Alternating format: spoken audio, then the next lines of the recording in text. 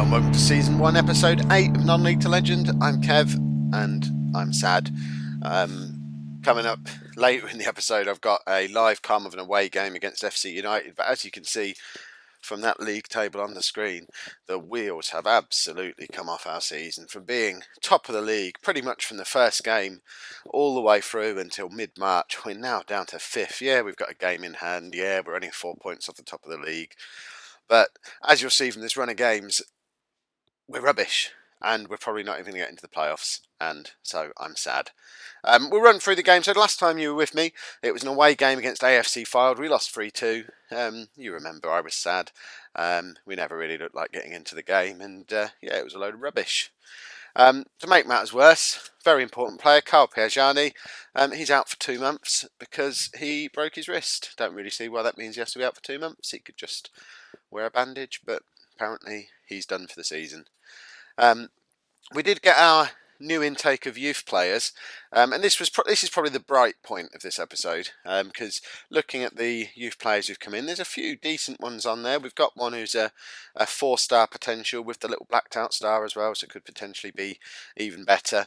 And there's a few decent players in there as well. I'm going to run through the highlights of the youth intake. Connor Todd was the standout. He's a right winger. Looks like he could be pretty good.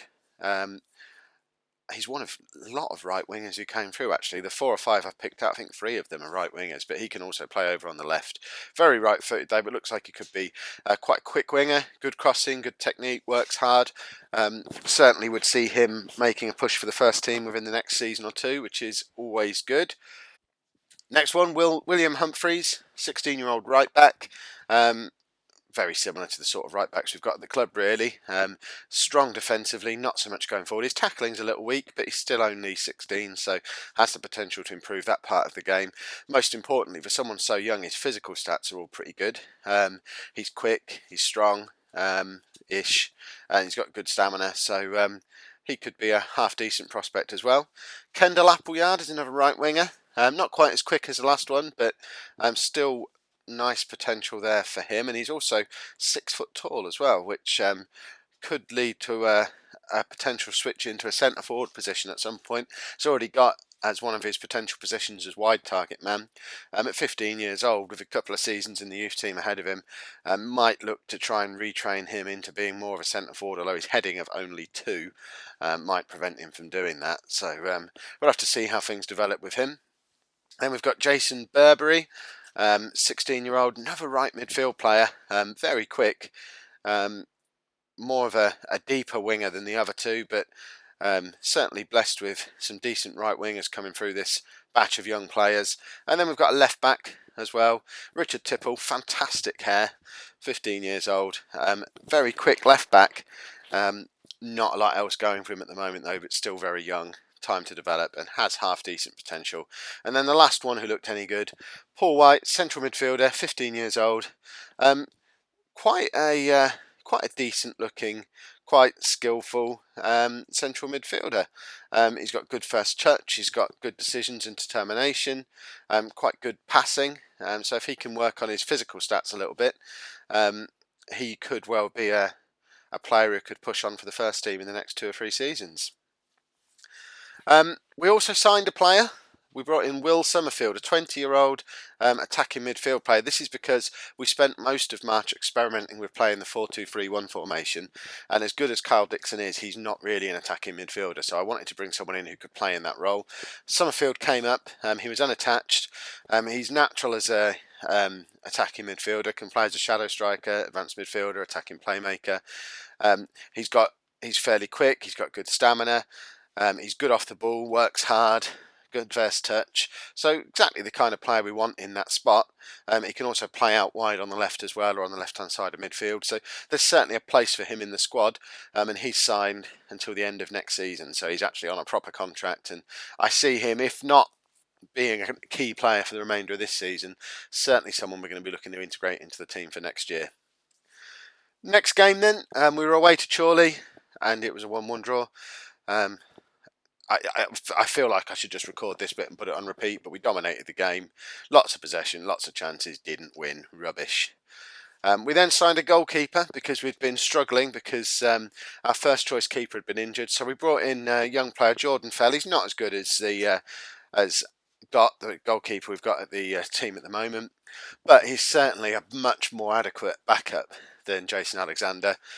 By the time we actually managed to identify a goalkeeper and bring him in, though, Gott was pretty much fit again, but still worth bringing Fell in. He's only on a non-contract basis, and he's still fairly young and looks like he's got some good potential about him, so he might be a player who we might decide to stick around in the squad next season. But if nothing else, if anything happens to Gott again in the running, we've at least got a half-decent backup for him now. We then had a home game against North Ferriby. Play the tape of the usual running of a match. This time we lost, we didn't draw. Rubbish. Again, we just can't seem to win a football match at the moment. We had a game postponed against Brackley, and then we went away to Tamworth and had a completely ridiculous game. We were 2-0 up, but then inside half an hour it was 2-2. We then went 3-2 up. It was then 3-3 by half time, and it stayed that way until the 93rd minute when, of course, Tamworth went and scored a winner. And that is what left us down in 5th place in the league. Dale Southwell's back in form though. He scored 6 goals in 4 games in March, and has won the Conference North Player of the Month again. All he's doing really is making sure he gets a good move in the summer, because he's certainly looking very unlikely to stay with us now, because we're almost certainly not going up. The board are still happy though, and they're pleased with. Bearing in mind they were looking for a mid-table finish. I think the media prediction was 11th. I told the board we'd go mid-table, so the fact that we're still in a playoff spot with a month of the season to go, if you'd have offered me that at the start of the season, I'd have been really happy. Obviously not so happy when we spent so long at the top of the league. It's still not impossible for us to turn this season around. We do need to win this game against DC United today. DC United? FC United. Yeah, we're not playing DC United. That would be mental. Yeah, we do need to win this game against FC United today to stand any chance at all. And really, we need to get back to winning ways if we're going to have any chance of even qualifying for the playoffs.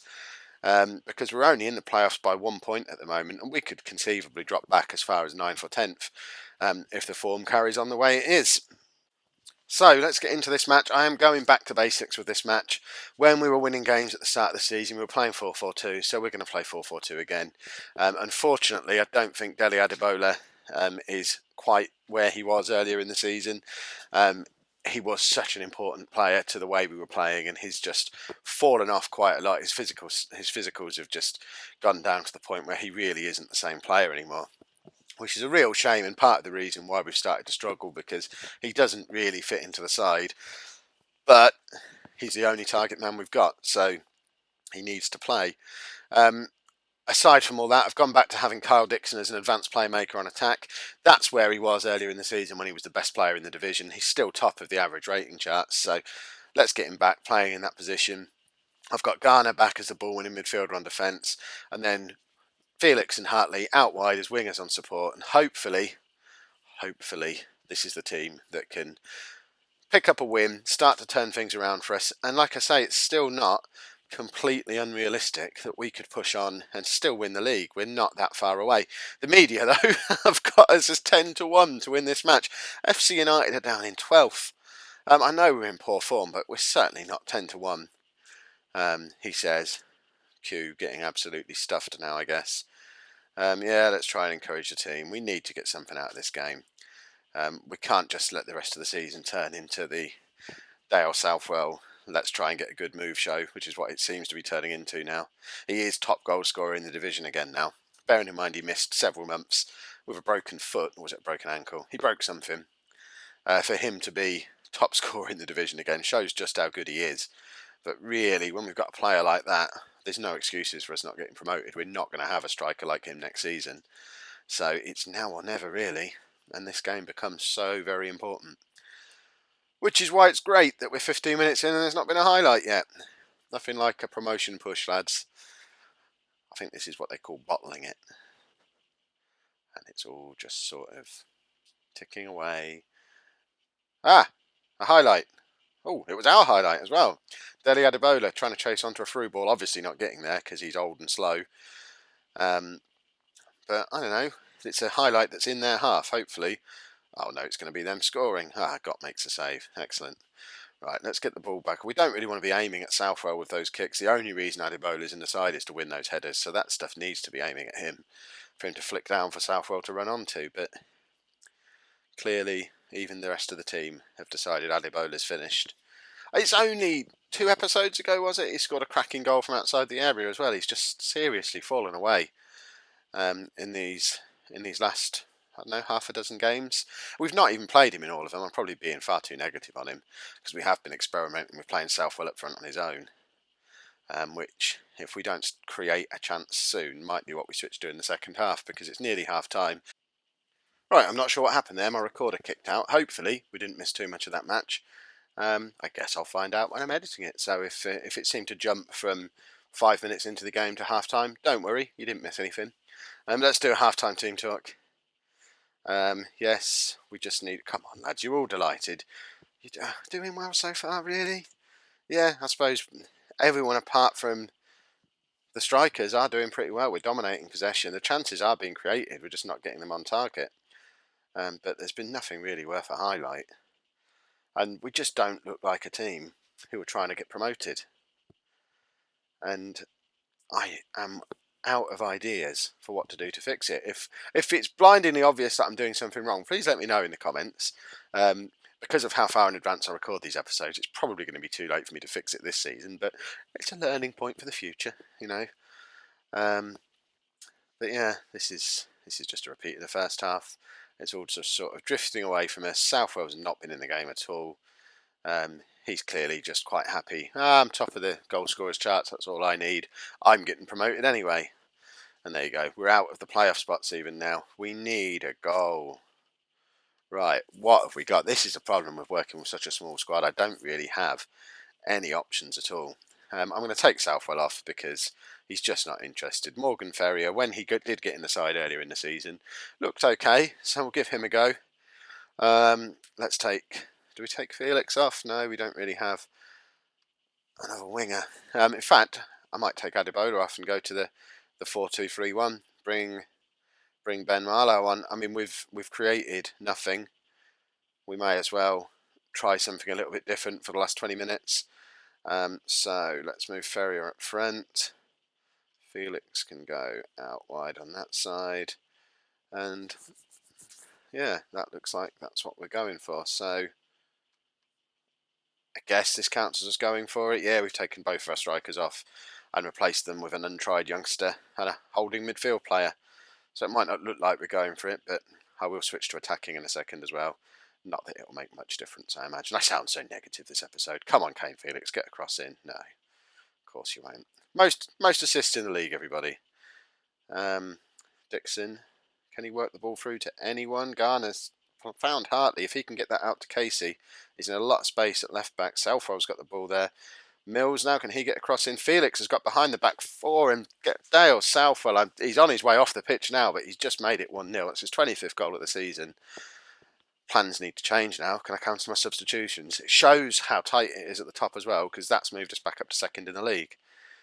Now the plan becomes just try and hold on to that lead, because we have been so sloppy at the back lately. Right, can we get... it's going to be too late to cancel these changes, isn't it? Can we cancel them? No, that just takes us back into the match. Right, in that case, let's drop Garner a little deeper. And let's go to counter. Shall I do that? I could even go to a 4-3-3 and bring Dixon back into midfield. In fact, I think I will do that. Oh, mind you, that leaves Ferrier completely on his own up front. No, I won't. I'm going to leave it like that. It's an odd little unbalanced system, but it just lets Garner sit in front of the back four like that. Oh, have we gone 2-0? How did that happen? That's sort of just happened. I didn't leave the game running, did I? That's weird. Right, Hartley's got the ball out wide. He crosses it in. There's no one really challenging for it in the middle. But FC United have completely ballsed it up. We've gone 2-0 up. And I'm happy again. We can't throw this one away, surely. Right, we just need to keep hold of the ball now. We're playing counter. Garner out to Casey. Back to Garner again. Come on, let's just keep hold of the ball, lads. Dixon's got it here. He puts it out wide to Mills. That's a lovely pass. Cross comes in. Felix has made it 3-0. And I'm looking like a tactical genius. We're 3-0 up away from home. Promotion is back on again. We'll call this the bipolar episode because I'm suddenly feeling happy. I'm manic. This is ridiculous. I would love to be able to say that something I did has made that happen, but I know that, I don't know. I think it's just Football Manager trying to keep me interested to the end of the season. Right. Do we make another substitution? Felix is through here. Oh, that was a good chance. That's probably the best chance we've had of the game. Apart from the one Southwell scored, I guess, because it was just on his... It was set up on a plate for him. Right, let's bring Kelly Uger on for Dylan Casey. Just really for a pair of fresh legs. Uger has been disappointing. That's why Casey's back in the side now. But we just need to hold on now. We surely can't throw this away. This is one of the strongest positions we've been in all season going into the last 10 minutes of a game. Come on. Now I'm nervous. Such a range of emotions on this episode. You've had miserable, angry, happy, and now just nervous and on edge. Ferrier's got the ball, plays it through to Dixon, and we are 4-0 up. And this will hopefully be the confidence booster that we need going into what is, I think it's the last 4 games or 5 games. I need to start thinking about how I'm going to arrange the episodes for these last few games as well. I think it's safe to assume with 5 minutes to go and being 4-0 up that this game is won. I think there's 5 games left after this. So my plan at the moment is to play the first few of them offline, and then I think I'm going to do, assuming promotion is still an opportunity, I'm going to live com. The next episode will be a live com of the last 2 games of the season, I think. So it'll be a slightly longer episode. 4-0, fantastic. Probably even heard me clapping next to the microphone then.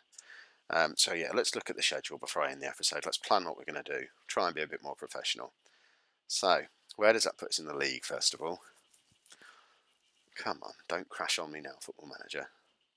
You don't normally take this long. Are you realising the mistake you've just made? Right, where's the league table? So, we're back up to 3rd. We're 2 points off the top. We've got a game in hand. We're in the ridiculous situation where if we win our game in hand, we're top of the league again. This league is rubbish. Right, so we've got 5 games left. Fixture list. I am going to play the next 3 games offline. And then if automatic promotion is still a possibility, I'm going to be back with the Nuneaton game and the Stalybridge game as live comms in the next episode.